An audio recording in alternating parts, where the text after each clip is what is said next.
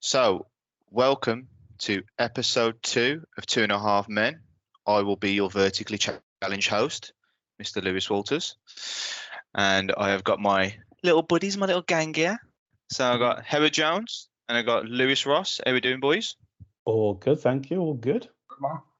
Fantastic. So you guys are going to be stuck with us for about 45 minutes to an hour because it's a pain in the arse if we go any longer than that. So first of all, the things that we want to discuss is obviously we've just had a little break from Premier League. We've had a couple of England games, which, to be honest, have just felt like a bit of a drag. Let's be honest, boys. But we might as well have a discussion about it. So first of all, we've got the England game that happened on Saturday against Ukraine. So what do we boys think? How do we think it went? A bit dry, weren't it? A bit stale. Yeah. Honestly, there weren't really a lot to speak about it. Not much really happened. To be fair, I think it was strange to see afterwards that there was a lot of talk about the pitch was this, the pitch was that, and I've seen a lot of the pundits and a lot of the like news outlets saying that this pitch suited Ukraine and it didn't suit us. And I gotta say, I just thought it was a bit of an excuse. I just thought that everyone was a little bit not on the same page. So like you look at players that I'm used to watching, which is like Bukayo Saka, and he wants to get the ball early, and that's what it felt like for the whole team. No one was getting the ball early enough. So every time we did get the ball, we were crowded out. Yeah. And it just felt like a typical England performance where we just felt like we was on a leash. Like it was a game we didn't want to lose as it came to a game that we should have won. Yeah. And I think that was annoying for me. And the lineup just underwhelmed me. You're looking at players there like Maguire, Henderson, and I do see the thought process beyond what he's trying to do. He's trying to put experience on the pitch, surrounded by younger players, and he's trying to give those younger players more and more experience, so then he can probably eventually drop them out. But it just felt lackluster, and it just felt like these players were prone to a mistake. And I think when a player like Maguire is in such of a spotlight for such negative reasons, I feel like you're kind of just making him a target. And I just thought it was very poor from Southgate, don't you think? Yeah, I agree with the whole Maguire thing. He kind of can't help but thinking there's a mistake in him, and it may not be even his fault. So that kind of pressure, he must be feeling it. But to be honest with you, the players don't really give that off. They feel like they're in full support of him, and they do play kind of well together. But that game as a whole was just a bit. I don't know what it was. I don't know if the fact that it was, I don't know, neutral ground. I don't know if crowd wasn't really in it that much. The game just seemed a bit, I don't know, a bit kind of, flat, as was said earlier. A fair play to Ukraine. I don't know if that was their plan. I think we could have played better, but they played in a way. I don't think it was enough to stifle us, but I just think they had a better day than they usually have. And then we had a poorer day than we usually have, as was said all over the media, that we just weren't clicking up front. Nothing was really kind of sticking. It was just very, very slow paced. Yeah. And what I found is usually when we play Ukraine, from what I remember, so we always seem to batter them. This is the only game where we actually struggled. It was that good. I was falling asleep. Yeah. So that's what it felt like. It's like, because to be honest, when we were making this agenda, we felt like we had to speak about England, but just didn't feel like it had. There was nothing really to get excited about in that game. So, and that's what I usually watch England for, is that there's certain players that get called up sometimes, and you think, I really want to see those play, just to see what them like. And there just wasn't really anyone in that team that just kind of blew me away. And even like Bellingham being kind of further back down the pitch, it just wasn't working. And I could see the guys trying. It looked like they were all trying, but it just felt like 11 players just kind of separately working on their own. And it was just, I just didn't really get it. But I suppose the point's not bad. It kind of gets us through. I'm not really worried that we're not going to get through qualification. They all kind of feel like glorified friendlies when you kind of get to this stage and you so many points ahead. So I would have liked him to do a little bit of experimenting I know our predictions for the teams wasn't very good, but we were trying to pick the teams that we wanted to see as opposed to what we thought Southgate was going to play. So we'll move on to the England-Scotland game. So did we feel that was an improvement? And obviously won the game. The team was a little bit different, but did we feel that team was a better team than the one that got picked on the Saturday? Or did we feel that the performance was better? What do we guys think? I think it's a bit of both. I think the selection of the team was better, and I think the performance was better. I think the likes of the speed of Rashford, and I like how Bellingham played. He played a bit more freedom, more than he was in the Ukraine game. I feel like in the Ukraine game he was sort of, because he wasn't performing at our usual standard, he sort of had to drop back more. But because everyone else was performing better against Scotland, he had that freedom to exploit further up. Yeah, I was saying to my mate, I was texting while the game was on. He mentioned that the atmosphere was a lot better, and it actually was. I like kind of games that matter beyond the friendly, so there was something more to it that helped me when I was watching that game to think, actually, this is really good. And also the quality of the Scotland team, I think it drove out a lot of the Premier League-ness of the players that we have in the England squad. You know what I mean? That pace was there. It was something more about that game. That's what it reminded me of. It was more like a league game, wasn't it? It was like a rivalry league game.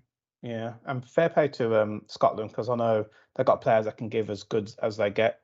They went down to like 2 goals really, that and that kind of shut them up really. The first goal they still had the chance, but as soon as the second one went in, they didn't really stand a chance after that, because we did look silky and we did look good. Linked up really well up front. And as I think you said, Lewis, when we were talking about Kane and stuff, he did kind of fall back into his, just trying to get the ball, not being the front nine, helping out Rashford and people that run beyond. And Foden, man, was a different. Every time I watch him, man, I just love the way he just controls the ball. He doesn't even, because his body just feel like Spider-Man. I don't know why, but his body just seems to react. You know what I mean? Limbs just seem to just go there, but it's mad. Loved him. No, he was class, man. But again, if we talk about Scotland as well, I think I am impressed with what they've got. Only as an 11 at the moment. I don't think their subs are going to make any difference to a game at all. I can't even think of one. But again, they got some good players in there. So I think I've got to say, no, go on. I was just going to say, I think this Scotland team probably the best team they've had in a long time, since probably Kenny Dalglish's time. Yeah, I don't really. It looks competitive. I've got to say that it does look competitive. It looks like they're up for, because before it felt like they were just up for a fight, and there wasn't really much talent there previously. There'd be 1 or 2 players that were decent, but this team feels a lot more on it. And you've got silky players like Gilmour. I think Gilmour is such a talent. Yeah, and he kind of he does shine in that Brighton team, but he sometimes doesn't get all the kind of the plaudits that he deserves, because the way he plays is just pure class. But I think I do want to say I have one big problem, and sometimes it looks good, but I think it's a big problem for me, and it's Harry Kane.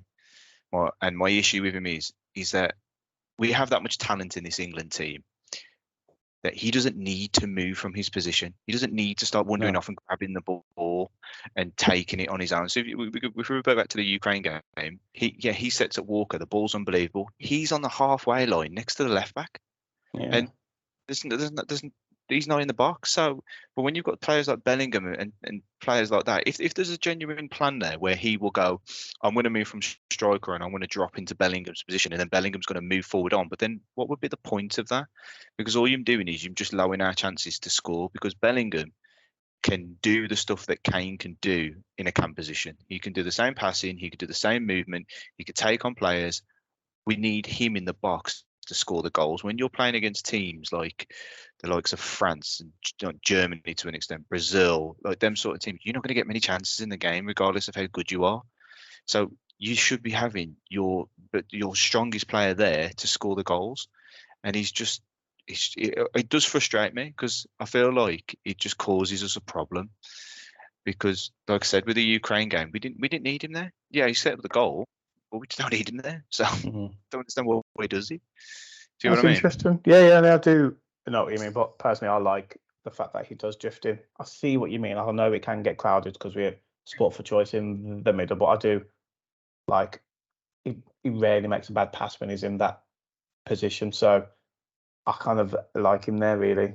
And I'm just going to say maybe. Now I was going to say that maybe you're just still holding some Tottenham hate, but I'm just saying. Say it, lad. Tottenham hate, but no. He's Now I've always liked that about Kane, but I can't imagine it being an easy job to stop him from doing that because he was like that originally. He's always stayed in the box. That's where his goals came from. But once he found out he could get assists as well, he hasn't stopped trying to do both. So I think that he was playing in a Spurs team that just wasn't as good. And then he felt like he had to carry them. So I'm hoping that over the next year when he's playing with Bayern Munich, that the players around him are going to do the same sort of thing as England and go, we don't need you to do that, mate. Like it's all right kind of floating around the box, taking the ball in and passing it around and being on the edge of the box, but you don't need to go by your centre back to go and get the ball because he's literally, he just feels like he's playing for England going, and same with Spurs when he was there, he's going, I'm seeing a lot of the ball here and it's making me emotional. So I'm going to have to go back and I've got to touch this ball because it's doing me head in. And I'm like, and like I say, the stuff yeah, exactly. So, and the stuff that he used to do where he used to destroy Arsenal, because every time we played them, he would flipping score. And that one where he takes it from the corner flag and puts it top bins, I still can't figure out to this day if he's done that. You know what I mean? He's a baller, man. So you don't mind him. I can see why what you're saying. I understand the point you're making, but I understand why he's dropping back because, especially against Ukraine, it's frustration because if he's wanting to get on that ball and score goals, he'll get assists, whatever, and they're not feeding the ball to him, he's going to get frustrated and try and force himself onto the ball. Any striker would do the same. You think you've got that quality, Haaland would get the ball. Haaland's I'll have one touch, lad. That's it. You can't compare. But what I'm saying is, he's getting that frustrated because he's not getting the ball for most of the game. So he's going to try and drop back and try and force himself onto the ball. Yeah, I get what you mean. I wonder how much it is for the player than like a tactic as well. I always thought Harry Kane would be a good listener and he would take out a tactic and do a tactic that a manager would tell him. So I wonder if that's part of just mixing it up because I know he doesn't always do it. But I do notice when you are right, when he gets frustrated, that's when he does it more. It may just be a natural thing, but I don't know. I think he should do it more personally, but we have to differ, so it's fine. No, I get that completely. All right, go on, Marcy. I was just going to say, I think it just depends who he's got next to him. I think if he's got the likes of Saka next to him, he's probably a lot better on the ball, do a bit of dribbling. Then I don't think he should do it as much. But I think you've got someone like Rashford or Sterling who can run at the player, so you can overlap while Kane drops back. And I think that will be the better idea. But I think his style of play should depend on the wingers he's got. Do we think that he's learned anything from these two games, Southgate? Do you think there's anything that he's taken away from these two games and gone, this is going to help me next year when we go to a proper tour? Southgate is stuck in his ways. I know I said to play Maguire, but that's only because I think for England you don't let them down, but then scoring the own goal against Scotland is kind of shot myself in the foot anyway. He let us down, just say it. Just let us down. I just think he needs to. Southgate. After you. Don't start him. He's straight after you, lad. She's already out on Twitter. She's on the blower. Now, I reckon Southgate just needs to make up his mind either way. He just needs to grow up. And just actually say a statement of whether his intentions are that he's coming with, regardless of his form, because at the end of the day, he's almost, unless he's told Maguire, he's keeping him in limbo as well. because he doesn't know whether he needs to. I'm sure he needs to get more minutes. If it was so important, he probably would have left in the summer, but he may have been told that it's not that important. But he does. He need to move. It'd be interesting because January, obviously, window. I would expect him to move. I would expect him then just to try and get into the Euro squad because everyone relies on that. And Southgate said it's form. Form is one of the main things that he will pick on. His form in the league where they play the most, and Maguire seemingly at the moment has only got form internationally, and that shouldn't be enough. Yeah, So, but and unfair. It's allowed a bollocks saying he's playing Calvin Phillips off playing sort of 6 minutes of football this season. He says about form. He says what you want us to hear, and you don't stick to it.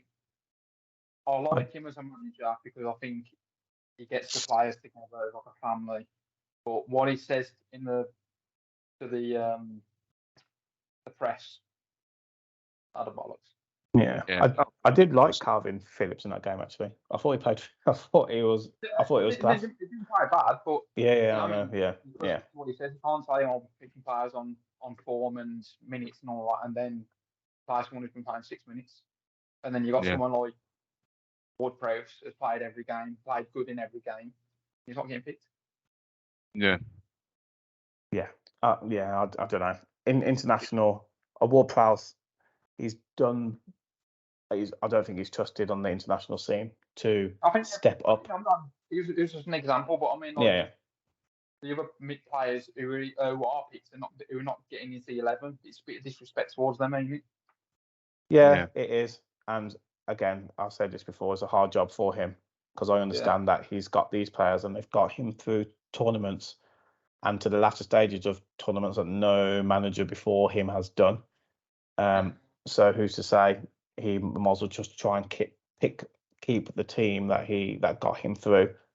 And the dynamic behind the scenes is important, but I just like to see people given more of a shot, really, to give themselves that chance because there's not that many international games to prove themselves in. Not really. So it'd be, I don't know, the form of the Premier League, which we'll talk about later, will be really important for a few players this season because I still think there's a few players up in the air, really. Right. Okay. I think now you've mentioned Premier League. I think let's get onto the real football. I do just want to say I could just imagine Southgate when Maguire comes in after an own goal and he's going, "Come here, lad. Come here, let me hold you. It's all right, mate. I'll play you next game. I'll play you next game. Ben White, get out. Don't even bother, mate. Don't do what. Come on, Maguire. I'll play, lad." I know. It must be so, man. This must be so weird. Yeah. Because he can't do anything wrong, and that own goal, it wasn't important in the end of the day. It was a goal that happened. It wasn't like a major goal. He wasn't flustered because we were like, 1-0 down and scored an own goal to make it worse. He was still, that could have happened to most defenders, I guess, but always happening to Maguire. And his luck is something that you can't ignore. That's just a bad run. I think with his position in the media, that's the last thing you need is for that own goal. He's doing it on purpose. He's doing it on purpose. He's going, I am the spotlight here. I need to get on the back page here somewhere. He doesn't need to try. Telling you. All right. Let's let this England malarkey go, shall we? So back to the Premier League. Thank God. Yep. I cannot wait. My only issue is that I have to wait till Sunday to watch my team. But whatever, you know what I mean? We get to watch all the other games. Fortunately, I have to deal with watching Liverpool first. So, are we excited for the Premier League to be back, boys? I cannot wait. I think one of the things that I want to ask first is that, especially for like Liverpool fans and probably with Newcastle fans as well, on the flip side of it is, do you think this international break breaks momentum and messes with it? Because like for Newcastle, that international break probably come at a good time because they were on a bad run. Yeah, they had some tough games and everything like that, but then that break can then help them to then start momentum again. But then on the flip side of it with Liverpool, it's you wanted to keep that momentum going. That international break has come at a bad time for you, isn't it? And you just want to keep that pushing. So what do you think about that? Do you think that's a thing, or do you think you'll just pick up where you left off? Well, I think you pretty much took the words out of my mouth. Took the words Oh. right. I was literally just going to say, I think because we've had a good start to the season, I think that we could have carried on with another 2 or 3 more games before we had a break. The again game Sunday, but I think for Newcastle, I think it's a good break because they weren't really playing the best. I think maybe gives us time to have a bit of a refresh, regroup these next few days before the end. Yeah. I think, Sorry, go on. um, I think that it all depends on how many players you have internationally that go off on the international break. You say about regrouping. I think if you're a squad, like for example, a Burnley or someone, I think this international break is the right time to regroup and do all that stuff because you haven't got any players. You've got them for the 2 weeks or the week and a half. It's a week and a half or 2 weeks. week and a half. Yeah, it's good. Yeah.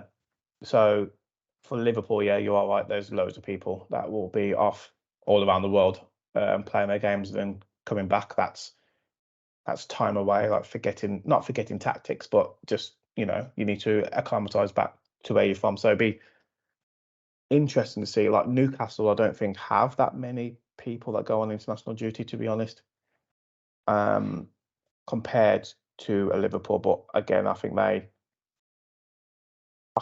don't think they've got any injuries either. So I think it's going to be very interesting what happens with Liverpool. I think you may have a slow start, but in terms of half-wise, I think you may get off to a slow pace like Newcastle, like Manchester United, maybe Tottenham as well. But I don't know. I think you'll grind out what you need to go to.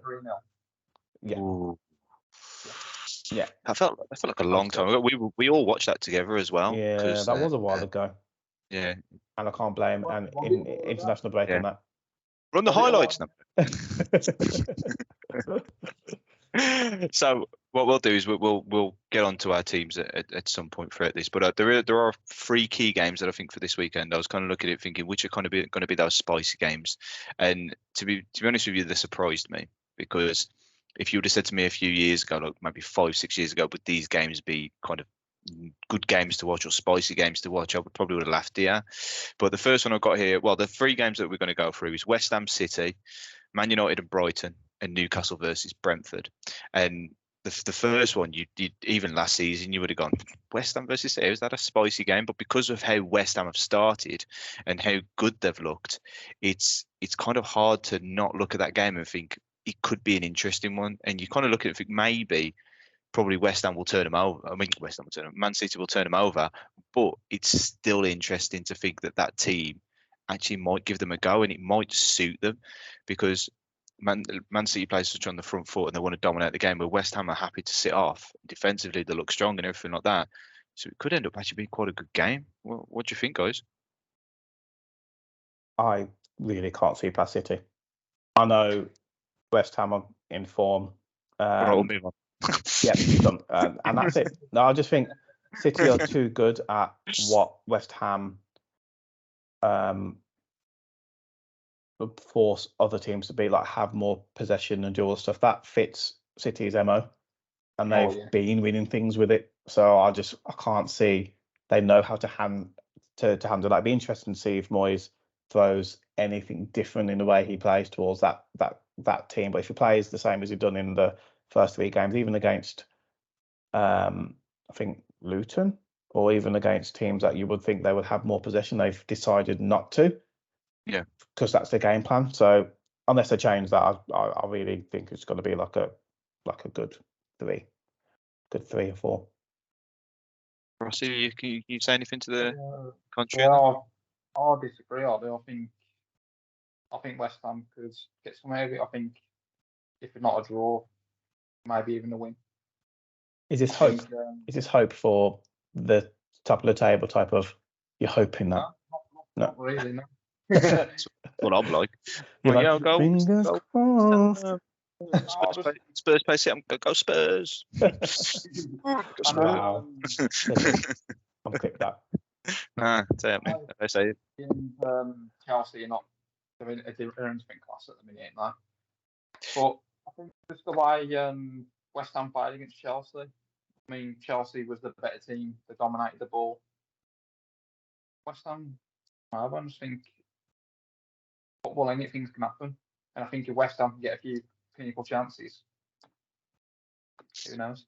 They've got that couple of magic players as well, really, because you look at sort of teams that you'd think that with West Ham, obviously I know they struggled last season. I know they won a cup and everything like that. You call it a cup, but they were kind of to the bottom end of the season, the bottom end of the table.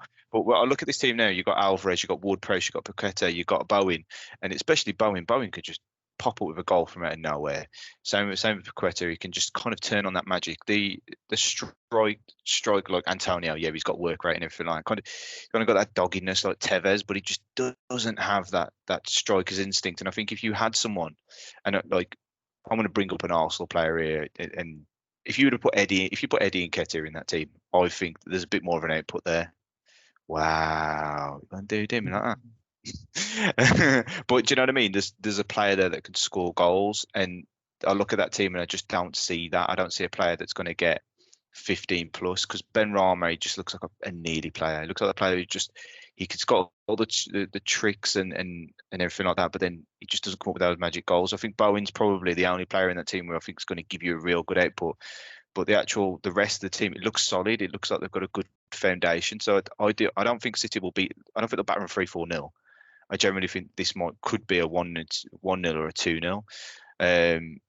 The only thing that sometimes I think goes against West Ham is I actually think their stadium's too good for them. I think their pitch is too big. I think it's kind of like that. It's kind of like a big, massive pitch, and it doesn't really suit the way that they play, because they want to be on the kind of back foot and defend a bit more. That pitch seems massive for them. I think they would be at their old stadium. Their fans are like the 12th man, ain't they? Sort of similar effect to what like Newcastle, Leeds, Liverpool. They crowd really get onto the fans, the players back.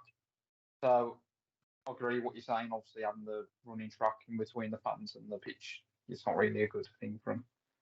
But Streakers are fuming. They don't even make it over.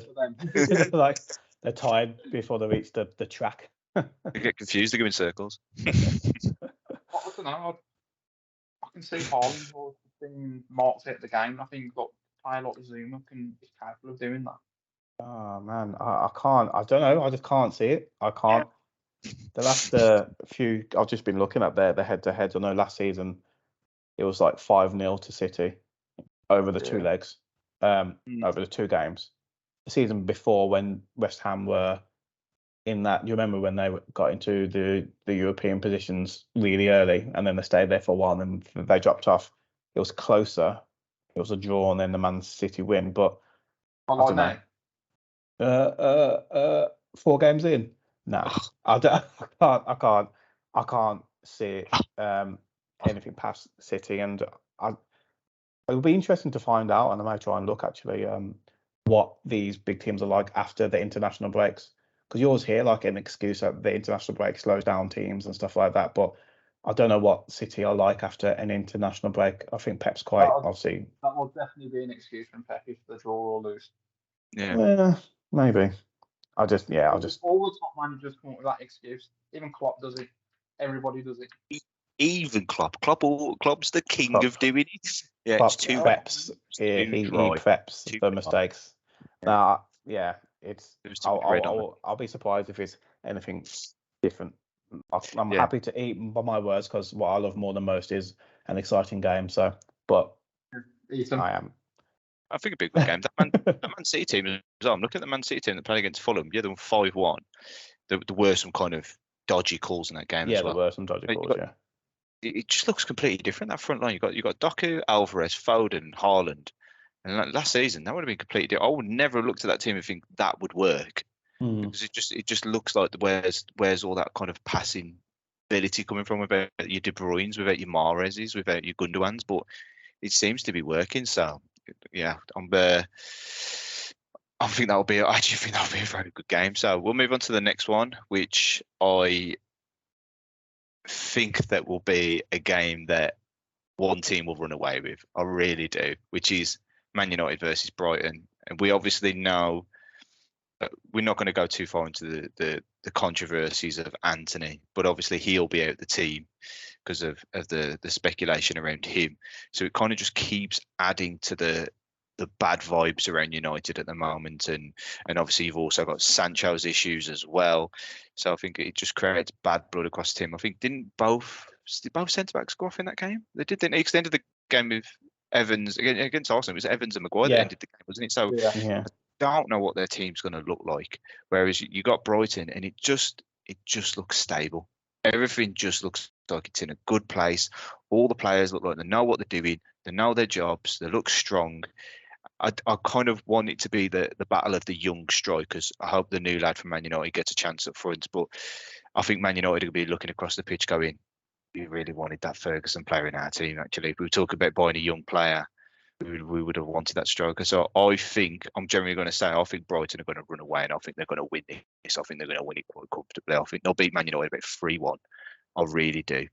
Because it's going to be a difficult game. It's funny you say that scoreline, because I was thinking it will be like a 3-1, like when Man U played you. In terms of, I think the only threat they've got is Rashford, and I reckon he'll score. I do, but I have a feeling that like later on that Brighton will turn it around. I don't think he'll be running away with it, because Man U can still put up a fight when they need to. And I know personally, I think they're consistent in their inconsistencies. I don't know what squad's going to come up, even with their squad, even with their depleted squad and the players that they've got. And Brighton also, well, they lost against West Ham. I didn't see that coming at all. They were unlucky though. They were unlucky. Yeah. They were. It wasn't. Yeah, it was a weird game, but I still think they've got that in them. And away from home, I'm kind of looking at a draw. Personally, I think there'll be a draw. Really? It says 3-1. No. I can see 3-1, but I'm gonna say draw. Right, so let me just get this fence. Do you want to sit on it? There you go, Match. No. Sit on this fence. Nah, it's because I think that Man U, after all the stuff, I think it will kind of rile them up. I can't see, as you said, I'm going the opposite of running away with it. I just think it'll be a tie game. Well, I'll disagree with you both. I think United, for that team at night, when everyone thinks they're going to do bad, they end up getting the result. And I think even with the players they're missing, I just think there's going to be maybe a 3-1, 3-0 win to Man United. Really? Jesus Christ, we're all off the show here, boys. I can't see that, but that'll be interesting. I think Rashford will turn up. I think if this new striker, Højlund, whatever you say, if he can sort of bed in quite quick, which they really need him to, because they haven't really got a striker of him. I think Wish Haaland. Honestly, I don't know. I've got a funny feeling United is going to end up getting a result. Like you say, you don't expect that West Ham Brighton game. No. And I think this is going to be the same thing. You're not going to expect United to give them a good hiding, but I think they will. Interesting. I'm just confused what this team's going to look like because obviously Amrabat's injured. If you're playing Eriksen in that deep line role again, I just don't think it's going to work. I think Arsenal exposed that. It's both centre backs around you, and if you've got to play Evans and you've got to play Maguire, it just looks ridiculous. I don't know. Sancho's probably kicking himself now, thinking, why have I gone against the manager when Anthony's out? I probably would have got a game. So it's quite surprising to see that he's obviously done that. So even if they have a decent first 11, their bench isn't going to look that strong either. So if you like, I just think if Rashford doesn't turn up, that team's got no chance of beating them because, like we said, we don't know what Wish Haaland's going to be like because he could be awful, he could be great. So, and that's what I'm going to refer to him as the whole season. He could score 15 goals. He's still Wish Haaland for me. That's all it looks like to me. And I just think it's a lot of money for a player that hasn't proved himself. And I've said this all along because I know he was the fourth choice player in the team. Was it Atalanta he played for? Yeah. And then he made his way through, but he didn't score that many goals. So I just don't think he's worth that type of money. I hope he does well. I'm lying. I don't. I was going to say I'm completely lying. I hope he crashes and burns like every Man United player there. But yeah, I just think Brighton are flying at the moment. I actually think they are probably one of the stronger teams in the league this season that can push up to that top 6, top 4 quite easily, really. So, and their players, like I say, Billy Gilmore, Sully March just looks like an absolute beast. Matoma just looks good from strength to strength. Ferguson's just banging in the goals. So, yeah, I don't see past that win for me just because they're so stable. So, Who do you think is going to be on the right side? United means that Anthony's out and Sancho would probably be the right side midfielder, wouldn't it? Might have to be forced to play Garnacho. Do you think Garnacho will be going on the right? Because I can't see Rashford going on the right. Yeah, well, if we're looking on ways that Man United could win that game, you're going to expect Brighton to have the ball. So that does suit Man United to be on the counter attack. But then you see against, like they did against Arsenal, sometimes that can backfire, and sometimes in an unlucky way. So even me as an Arsenal fan, I look at that Man United game and I go, it wasn't really a 3-1 win. It just kind of, we thought the game was lost, and then you look at it and think, we ended up winning that 3-1 stuff. But that's football, and when you play games like that, then sort of things can happen to you. So, but we will move on to our last game, which is going to be Newcastle Brentford, which is kind of like a weird one, really, because obviously Brentford drew their last game. Newcastle lost their last game to Brighton, and they kind of lost it quite easily. Brentford against Bournemouth, they're probably going to be disappointed that they drew at home, but I know Bournemouth are quite like there's no bar, like even your Lutons and Sheffields, they're not easy games this year. No, they're not. As Man City showed against Sheffield, it's not an easy game sometimes. So, but I think this will be quite an interesting game because Brentford away are always decent, and Newcastle are going to be looking to get back on track. So I think it's going to be quite an interesting game. I don't think that there's been any injuries for Newcastle from what I've seen. So I'm quite interested to see if they can get back on track. I do think they'll win the game though. I do think they'll beat Brentford. But as I said, it just depends what Newcastle turns up. Because I've kind of put them on a high regard here. I think that they should be at their dominating games. I think they should be playing against Liverpool's and Man City's and actually trying to get the better of them.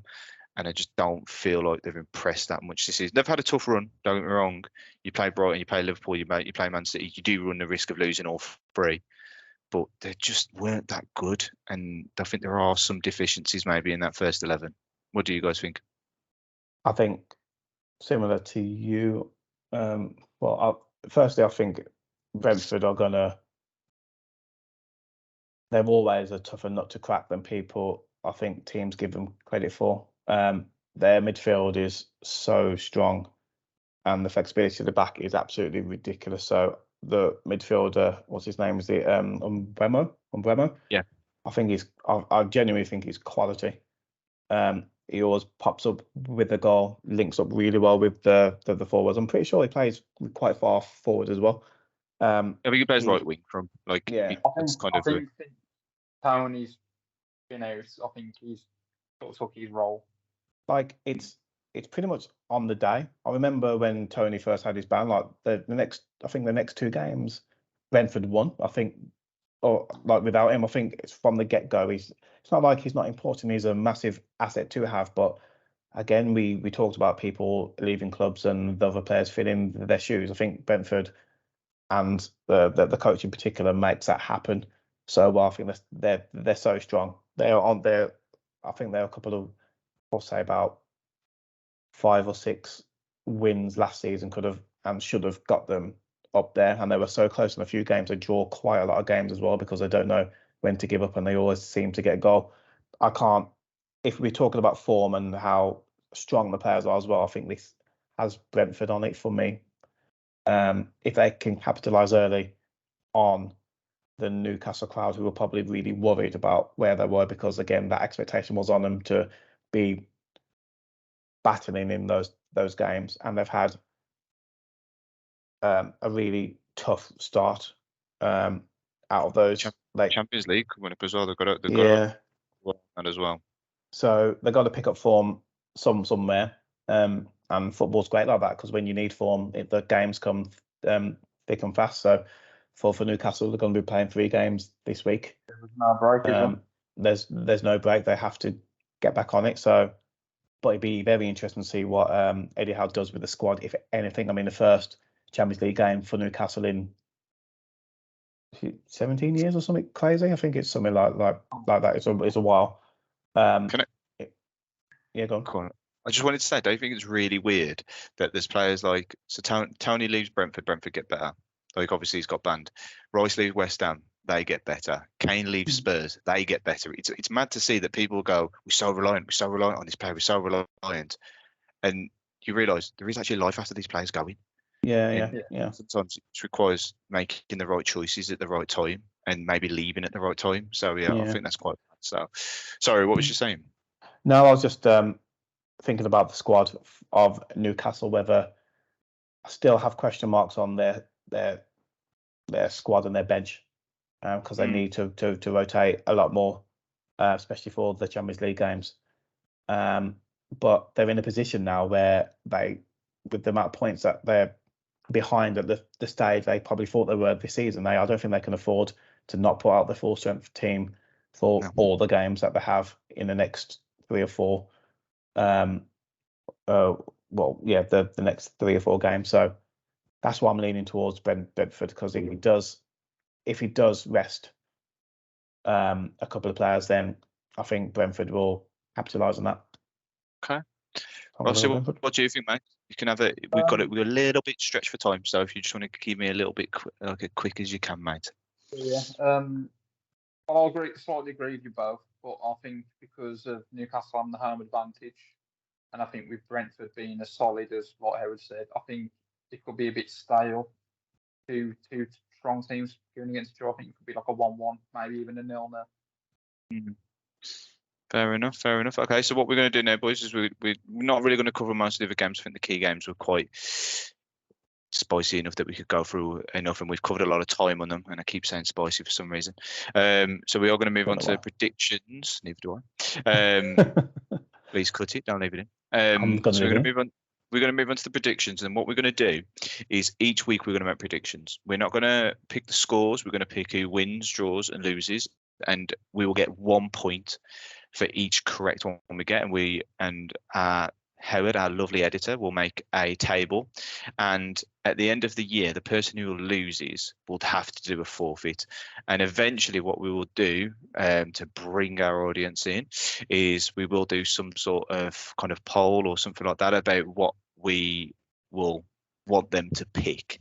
So it could be something daft. We'll give some scenarios in which we go, and then something like maybe get something for the winner. But that will be hopefully ever changing in each week, or I'll just at the top all year round, which I will take. So we will do predictions on each of the games. So should we just do one person go through each one, and then the second person go through each one, or do that way? So if we start with Rossi first, have you got the list of the games? Do you need me to tell you? You don't got the list. You need me to tell you? Oh, let's see how it is. Head as always. All right. So the first game we've got there is Wolves versus Liverpool. A win for Liverpool. Well, he calls himself Liverpool. It took 4 days to answer that then. Liverpool.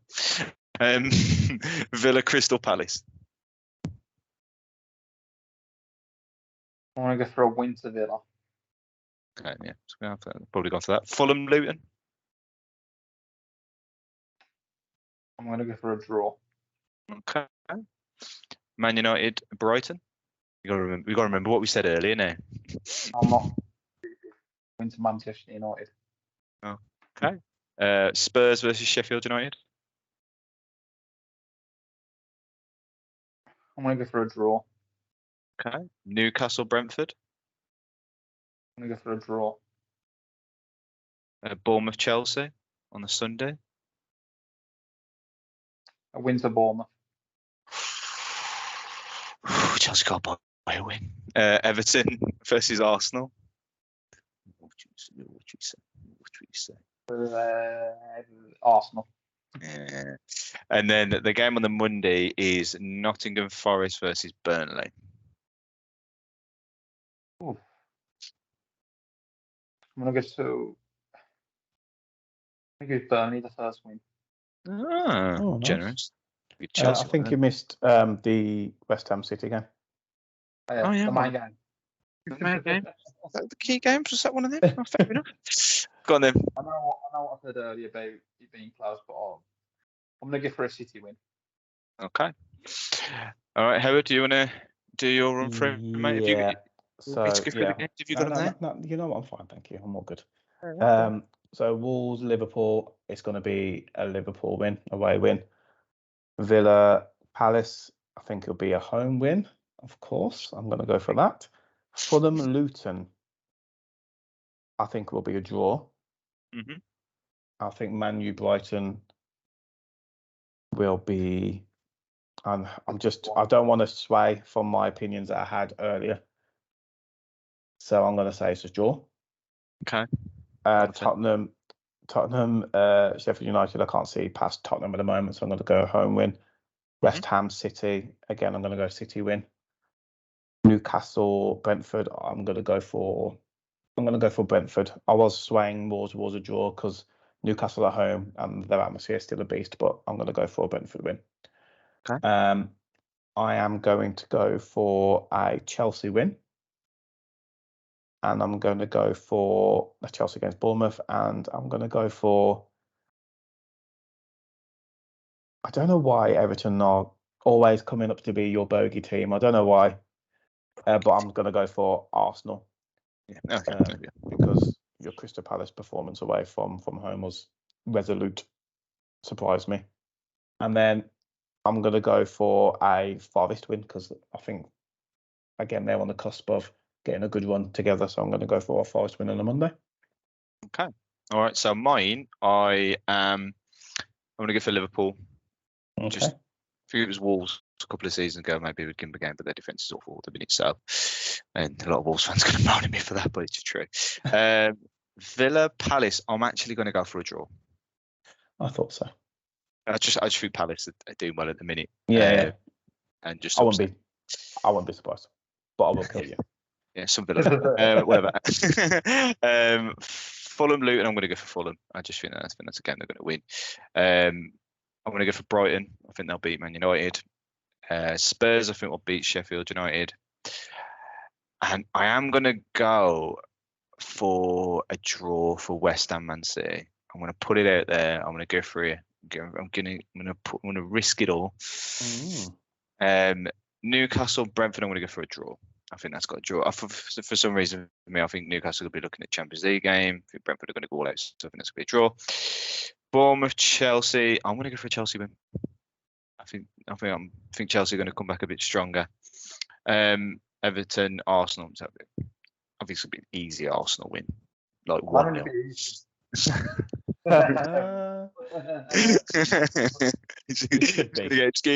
me, 1-0. And then I will go for I think Forest will beat Burnley. I think Forest, if they play the two wingers, I think they'll do very well. So yeah, it'd be nice to see how that table develops throughout the year for us, and hopefully what these forfeits will look like at the end as well. So to close the podcast out, for the next 10 minutes, we are going to do a new segment, which is called Devil's Advocate.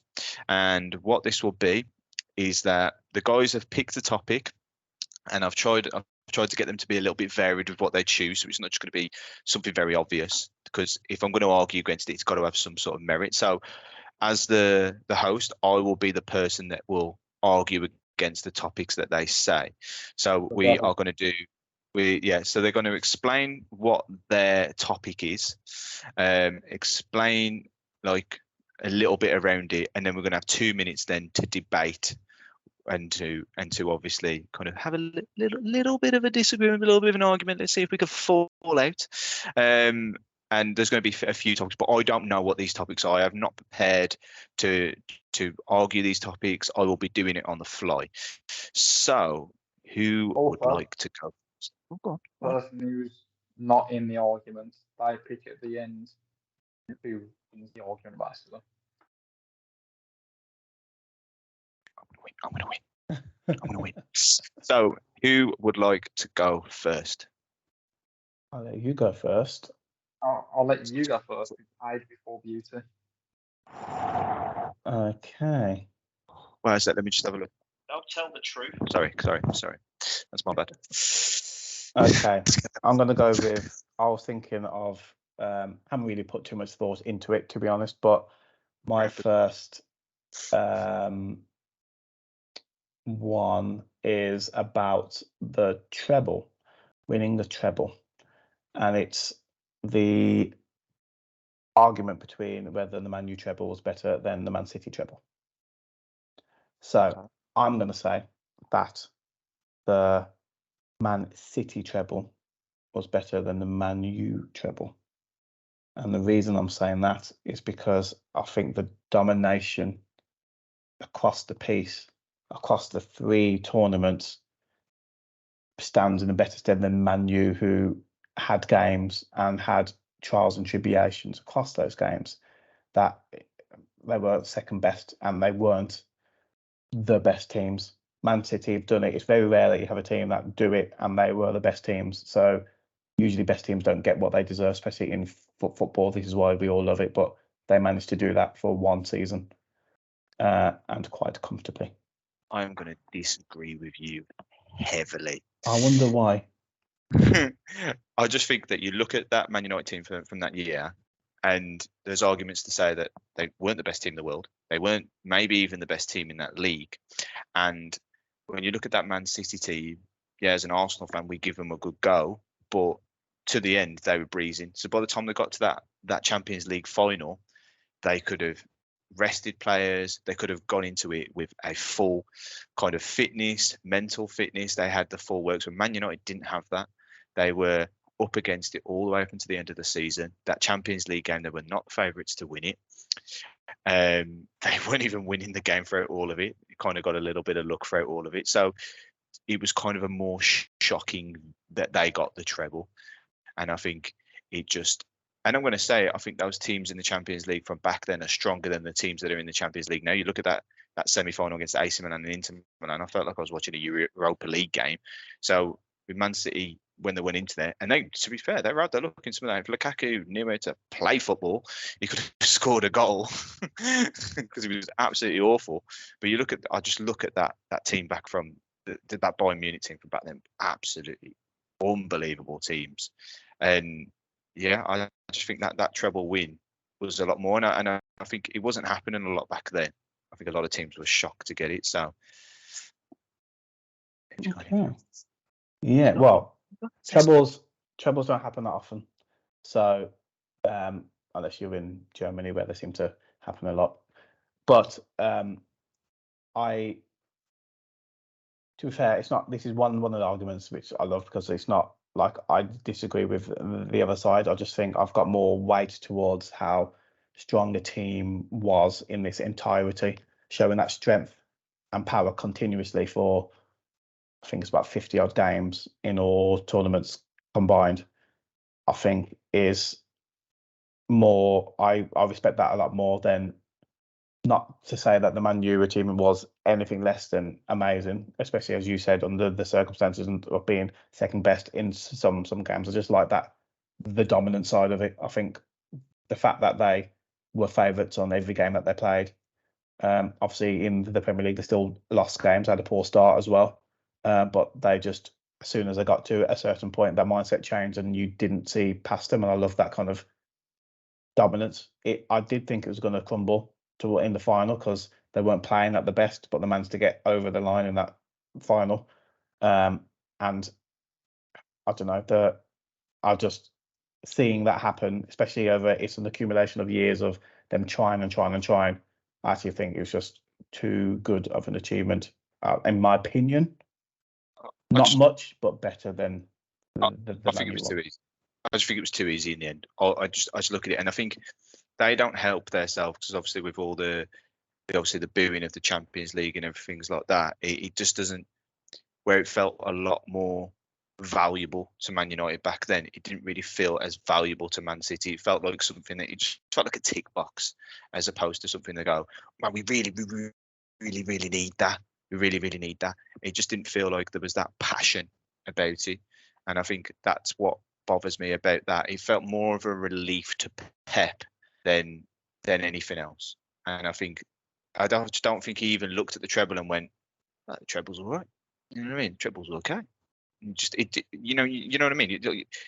The passion from that Man United team back then, it was like we've won everything. We're actually one of the best teams in the world. Where Man City were like, yeah, we're the best team in the world. You know what I mean? We beat. Yeah, but I like that. That's what I like.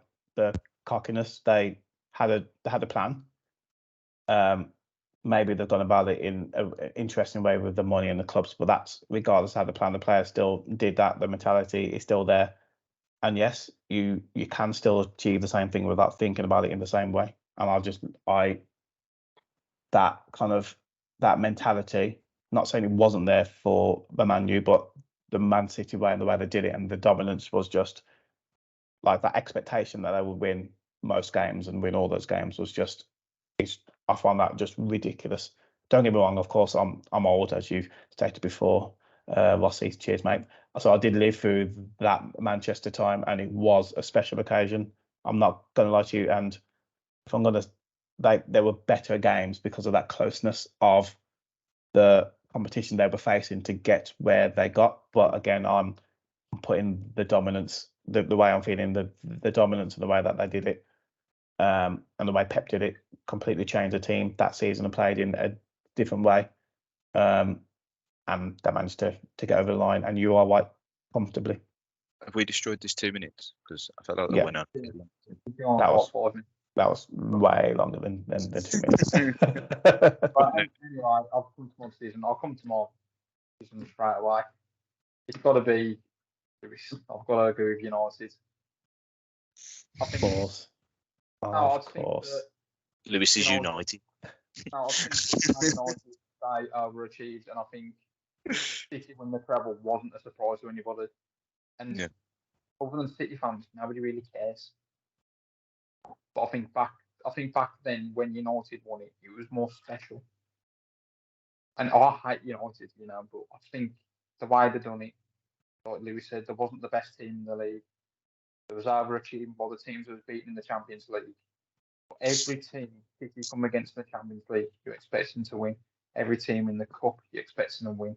Every team in the league, you expect them to win. Yeah. But that's okay. I understand. Fair. Stop arguing now.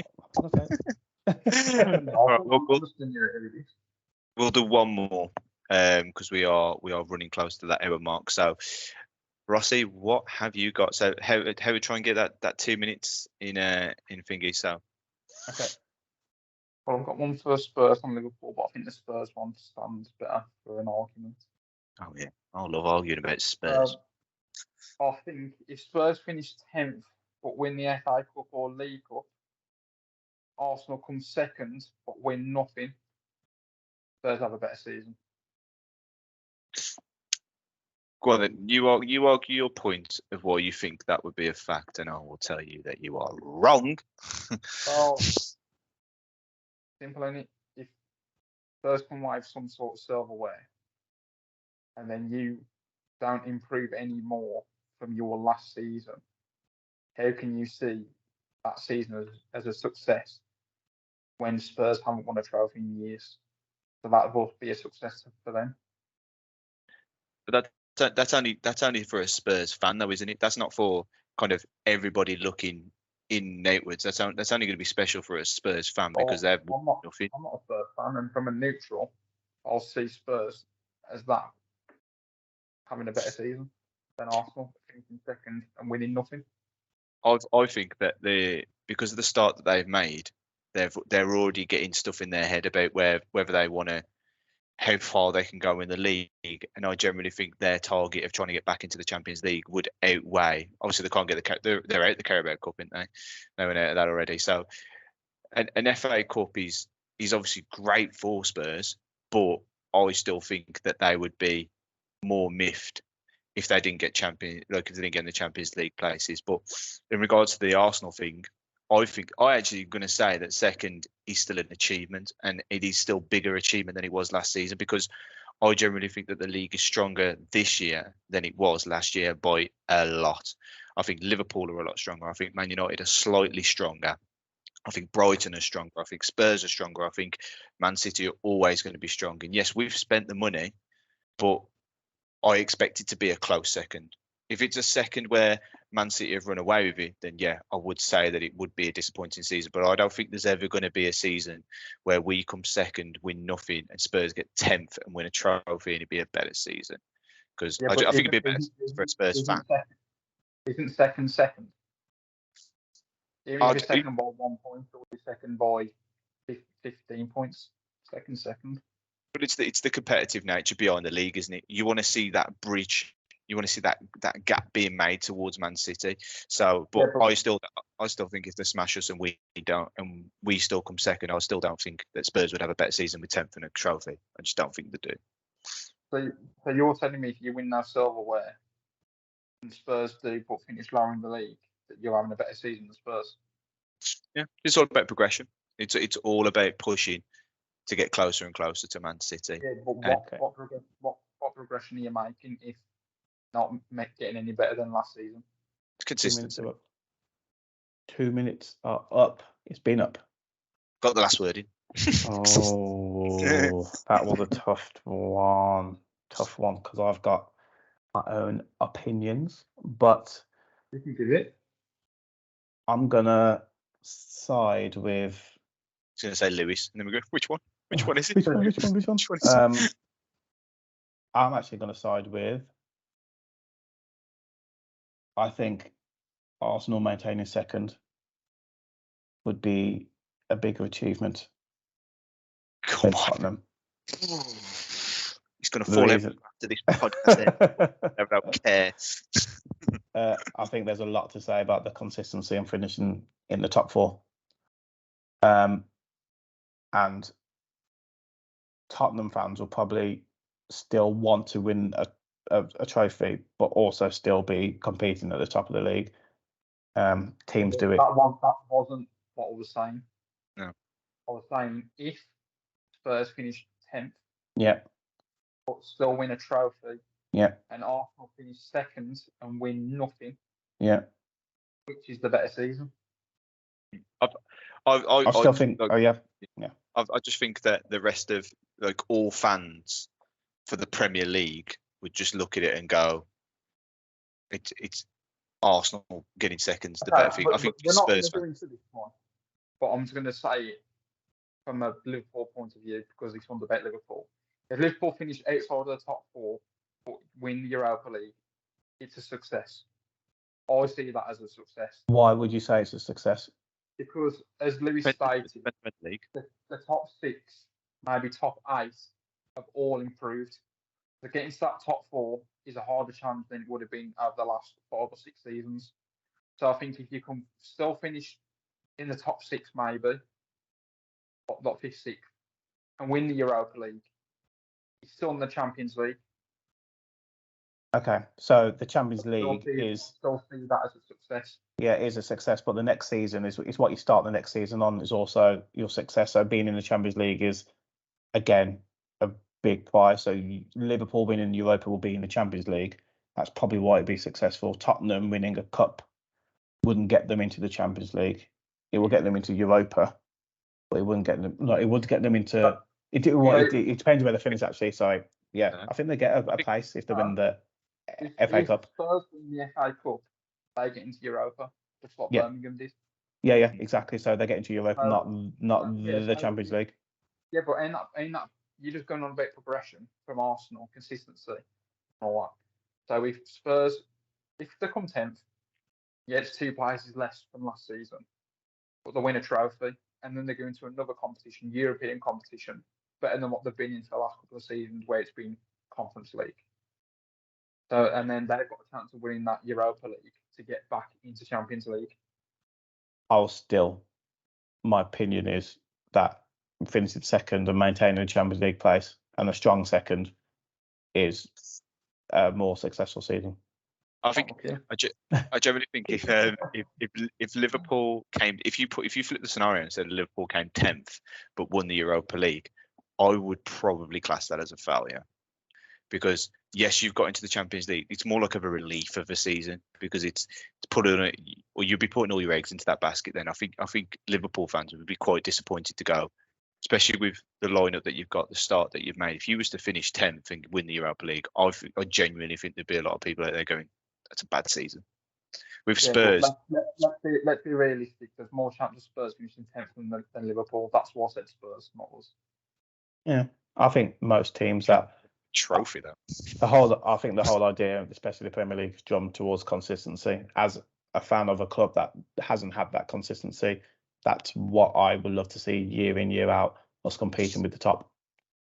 Winning the trophy, don't get me wrong, I'm not gonna. These are all scenarios and ifs and stuff, but the bread and butter, I want to be competing up there. You can win cups.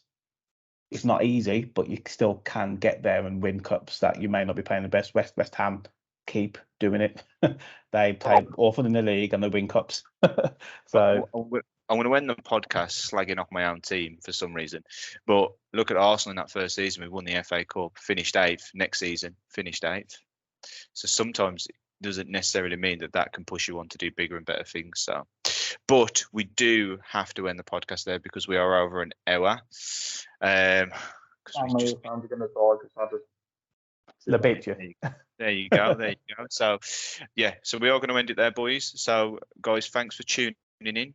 We want you to keep coming back to us. There's going to be loads and loads of shorts that are coming out. We're going to keep trying to mix up like segments that we do. If you feel the devil's advocate thing is working and you like it, then we can extend it. We can add more. We can add more stuff to it. So yeah, just kind of leave your comments. Let us know. Make sure you subscribe. There's going to be shorts out over the next few days and stuff like that. So yeah, keep coming back. Keep coming back. There's loads more content coming. So it's going to be goodbye from me and goodbye from these two. Bye. Peace. Thank you, guys. See you soon. Layers.